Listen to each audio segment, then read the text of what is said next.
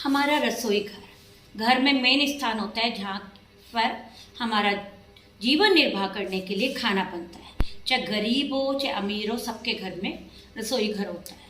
कोई इसके पास छोटा मकान है तो एक कमरे में एक कोने में भोजन बना लेते हैं, बड़ा मकान है तो अलग से रसोई घर होता है। लेकिन एक भोजन ऐसी चीज़ है जिसके बिना रहा ही नहीं जाता है। हमारे जीवन निर्वाह के लिए रोटी, कपड़ा और मकान बहुत ज़रूरी है। रहने के लिए सिर छुपाने की चाहे खप्पर की छत हो, लेकिन रहने के लिए ज़रूरी है। अब हम रसोई घर में आते हैं। मैंने कई दिन पहले एक वीडियो डाली थी नमक का प्रयोग, लेकिन फिर मेरे दिमाग में आया बहुत सारी नमक तो बहुत ज़रूरी है, लेकिन और भी कई मसाले ऐसे हमारे सब्जी के लिए ज़रूरी होते हैं। उनके जीवन में हमारे और भी बहुत उपयोग होते हैं। आज आपके साथ थोड़ा सा शेयर करना चाहूँगी। आप सबको पता है, लेकिन फिर भी मुझे जो ज्ञान है आपके साथ बांटना चाहूँगी। धनिया, देखिए ये जो धनिया होता है, इससे हमारी सब्जी बहुत ही स्वादिष्ट बनती है। बाजार से साबुत दाने हम जैसे खरीद के लाते हैं, हम कहते हैं खड़ा धनिया दे दो, साबुत धनिया ला दो। वो धनिया जो है हम चंद दाने शिवलिंग की पूजा करते हैं, उसके ऊपर चढ़ाए जाते हैं, बहुत शुभ होता है। और महालक्ष्मी माँ को धनिया बहुत ही प्रिय है। जैसे दिवाली की पूजन है, शुक्रवार है या कभी भी लक्ष्मी माँ को चंद दाने साबुत धनिया के चढ़ाए जाते हैं, जो कि बहुत ही शुभ होता है। अब देखिए आप ये जो धनिए को फिर मिक्सी में डाल के या कुंडी सोटे में, इमाम दस्ते में, किसी में भी डाल के बारीक ऐसे पीस लिया जाता है। इसको अगर हम सब्जी में डालें तो उससे सब्जी बहुत ही स्वादिष्ट होती है और सात्विक सब्जी कहलाती है ये, जो कि हमारे स्वास्थ्य के लिए बहुत ही जरूरी होती है।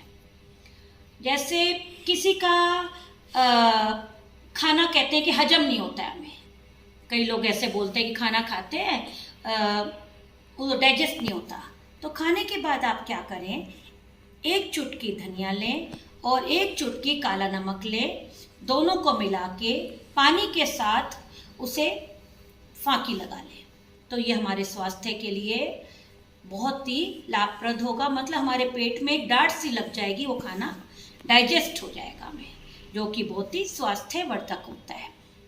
और कई बार क्या होता है, अगर वो या किसी को लूज मोशन लगे हुए हैं, जैसे कहते हैं पेट खराब है, तो थोड़ा सा धनिया लें, उसमें हल्का सा पानी डालें, जैसे पेस्ट सा बन जाए, उसको हमारी नाभि के अंदर आप सोचते ना जाए, थोड़ा चारों तरफ ऐसे लगा दें धनिया को, तो आपका पेट बहुत जल्दी ठीक हो जाएगा।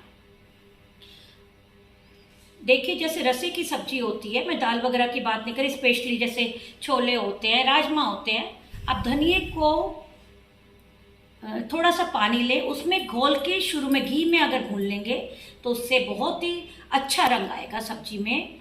धनिए को पानी में घोल के आप घी में डालिए, बहुत ही अच्छा रंग आएगा उसको। ये बहुत ही, फिर वही कहना चाहूँगी, बहुत ही स्वास्थ्यवर्धक है, बहुत ही स्वादवर्धक है और अनेक इसके प्रयोग है। कृपा करके धनिया ज़्यादा से ज़्यादा प्रयोग करें।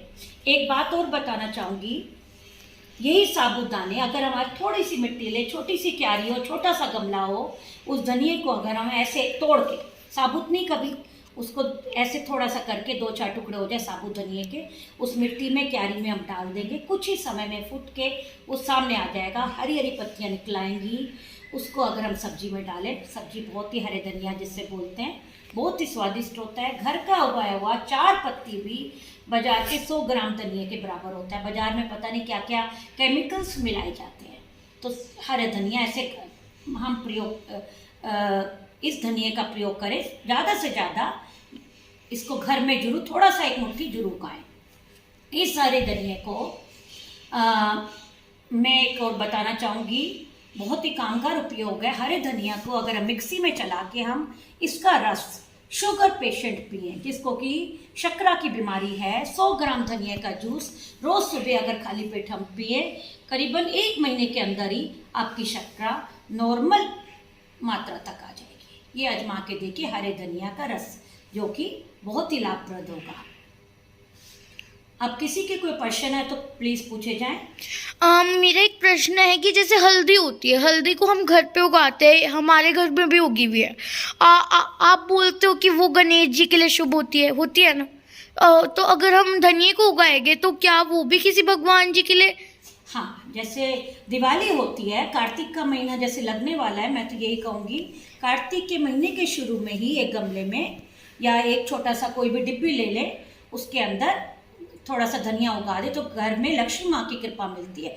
गणेश लक्ष्मी जी दोनों की कृपा मिलेगी अगर धनिया हम एक गमले में उगा के छोटे से पात्र में अगर अपने मंदिर में रखे या बालकनी में रखे कहीं भी। ये बालक बहुत ही अच्छा क्वेश्चन है कि धनिया घर में हर समय उगाना चाहिए। पहले मैंने आपको बताया था स्वाद के लिए, लेकिन भगवान के दैविक पॉइंट ऑफ व्यू से भी देखा जाए धनिया उगा के, जैसे तुलसा जी की पूजा होती है, धनिया की पूजा भी होनी चाहिए। इसके साथ ही मैं आपसे विदा लेती हूँ। अगली वीडियो तक का इंतजार कीजिए।